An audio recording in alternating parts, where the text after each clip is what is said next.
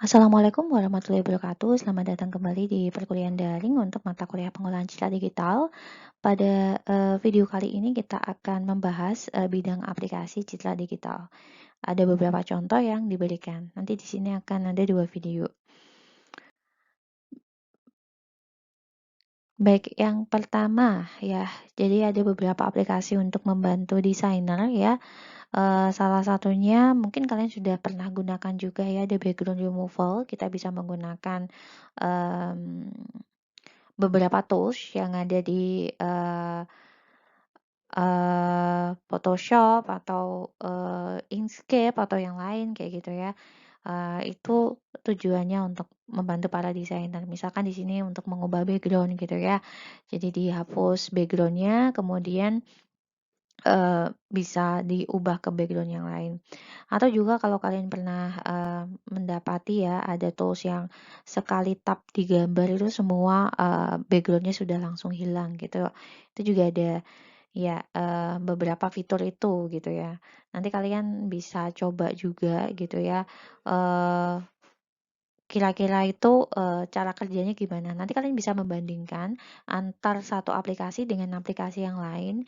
Itu nanti hasil background removal-nya pasti berbeda ya, karena eh, algoritma yang mereka gunakan tentunya juga berbeda ya, makanya hasilnya berbeda. Jadi kalian bisa coba-coba sih itu ya. Itu basicnya dari PCD ya.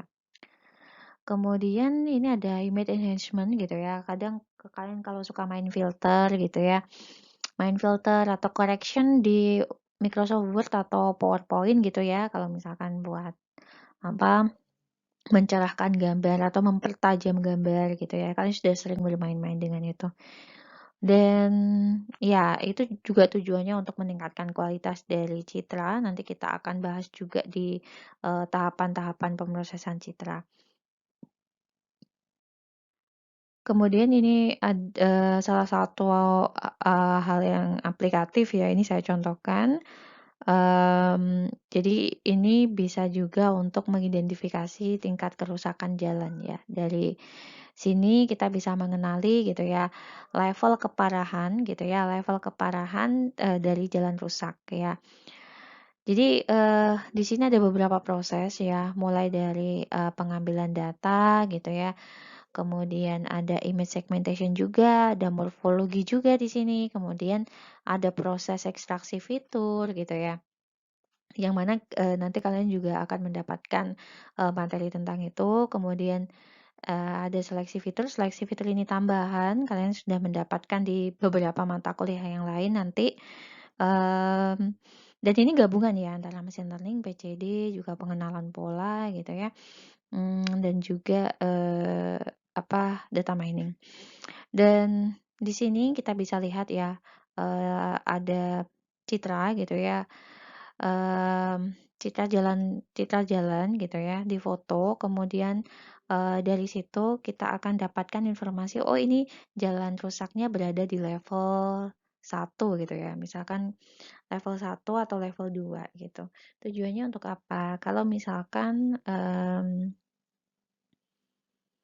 menemui jalan rusak gitu ya, kita bisa sambungkan ke sistem sehingga nanti sistem bisa memberikan notifikasi bahwa di daerah ini gitu ya, di daerah A itu terdapat jalan rusak sehingga harus segera diperbaiki gitu ya.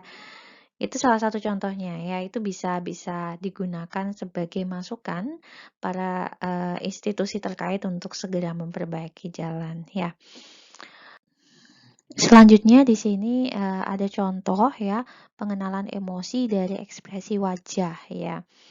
Jadi dengan menggunakan struktur-struktur yang ada di wajah ini, dia ingin mengenali ini tuh emosi apa gitu ya.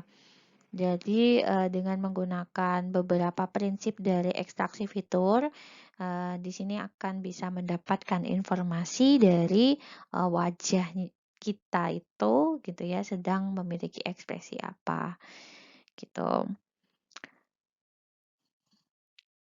Kemudian juga bisa diaplikasikan ke dalam game ya. Jadi ada mahasiswa alumni gitu ya, kakak tingkat kalian yang dulu suka dengan game dan dia mendapatkan ide gitu ya, bagaimana untuk membuat game ini menjadi lebih cerdas dengan mengenali mana yang kanan dan juga kapan dia harus ke kanan, kapan dia harus ke kiri kayak gitu. Nah, ini juga bisa kalian kembangkan gitu ya, bagi yang suka game gitu, itu untuk mengenali eee, pergerakan ya. Nah, kemudian ya ini adalah salah satu yang lain gitu ya, dari beberapa contoh eee, pengaplikasian citra digital, kita bisa mengidentifikasi jenis makanan ya. Jenis makanan ini kita bisa lihat gitu ya, bahwa antar satu gambar ini gitu ya, ini sebenarnya makanan yang sama semua gitu ya, meskipun tidak utuh sebagai donat gitu ya, tapi seharusnya masih bisa mengenali bahwa itu adalah makanan yang sama ya.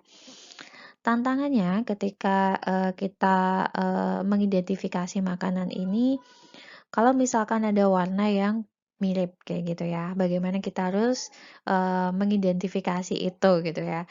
Terus kemudian metode apa yang cocok kayak gitu. Jadi itu masih masih challenge juga. Jadi misalkan kayak donat dan juga gorengan ya, mungkin warnanya bisa jadi sama. Kalau kita menggunakan eh, pembedanya gitu ya, atributnya itu sama-sama warna, bisa jadi mereka akan diklasifikasikan ke dalam jenis yang sama, yaitu donat atau gorengan. Kayak gitu. Berarti kita harus menggunakan unsur lain, atribut lain, fitur lain kayak gitu. Nah, itu apa gitu ya. Dan yang dikerjakan oleh kakak tingkat kalian yang sudah lulus, jadi dia mencoba untuk menggabungkan kedua ekstraksi fitur ya, warna dan tekstur.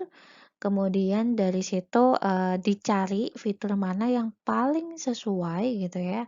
Kemudian dari fitur yang terseleksi itu baru dilakukan yang namanya identifikasi, seperti itu. Nah, ini juga sama, tapi konsepnya adalah information retrieval ya. Jadi image retrieval ya. Kalau kalian nanti mengambil mata kuliah information retrieval ya atau STKI ya, jadi kalau STKI di eh, Filkom itu teks ya. Jadi kalau pada prinsipnya kalian bisa menerapkan itu juga nanti di image ya. Jadi yang metodenya sama ya, yang berbeda hanyalah fitur ya, fiturnya. Kalau di Citra itu fiturnya itu adalah ya salah satunya itu adalah pixel ya. Kemudian kita bisa merepresentasikan fitur itu ke dalam bentuk lain seperti tadi ada tekstur dan juga warna kayak gitu ya, ataupun yang lain nantinya gitu ya setelah ada pengolahan itu bisa digunakan juga. Jadi Food Image Retrieval ya, ini masih ada hubungannya dengan konsep dari uh, pengidentifikasian makanan yang sebelumnya tadi. Jadi metode-metodenya sama ya, mencari similarity gitu ya dari query yang dimasukkan gitu ya, gambar yang dimasukkan, kemudian dicari yang paling mirip di dalam database sehingga itulah yang akan menjadi informasi bahwa ini tuh mirip dengan yang mana gitu ya, gambar ini mirip dengan yang mana. Baik, itu tadi yang dapat saya sampaikan terkait dengan contoh aplikasi ya yang sudah pernah diterapkan oleh kakak tingkat kalian. Jadi ini nanti masih ada contoh yang serupa juga di video berikutnya. Jadi silakan menyimak ya. Terima kasih. Semoga bermanfaat. Wassalamualaikum warahmatullahi wabarakatuh.